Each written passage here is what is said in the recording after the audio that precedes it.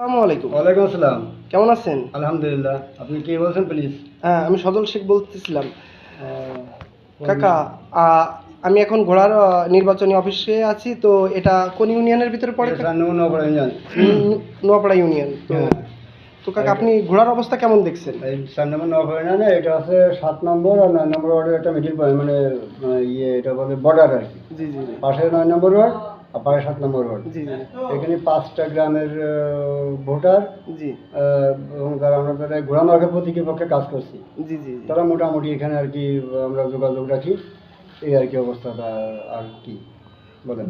যখন ভোটারের কাছে আপনারা ভোট চাইতে যাচ্ছেন, তখন আপনাদের মানে ভোটারের কথাবার্তা শুনে কি মনে হচ্ছে? ভোটার সন্তুষ্টজনক। তারা সন্তুষ্টজনক? মানে মানে ভোট দিতে আগ্রহী জি, জি, এবং তারা এরকম একটা মহিলা প্রার্থী মানে নির্বাচিত হওয়ায় জি, জি, তারা মানে স্বাগত জানাচ্ছে আমাদেরকে। জি, জি, জি। হ্যাঁ। আর তারা নিজেরাও ফিরে যায়। অনেক মহিলা আমাদের এলাকায় মানে নিয়মিতই মানে দুটো থেকে টিম করে কেউ সকালে কাজ করছে, জি। কেউ বিকালে কাজ করছে। যাক, বেশি আপনারা সময় করতে পারে না কাজ, অল্প ২-৩ ঘন্টার মতো করে মানে শিফটিং করে নেছে আর কি। তবু কাজ যখন চলে আর কি মোটামুটি ভালো মোটামুটি। বলেন। জি।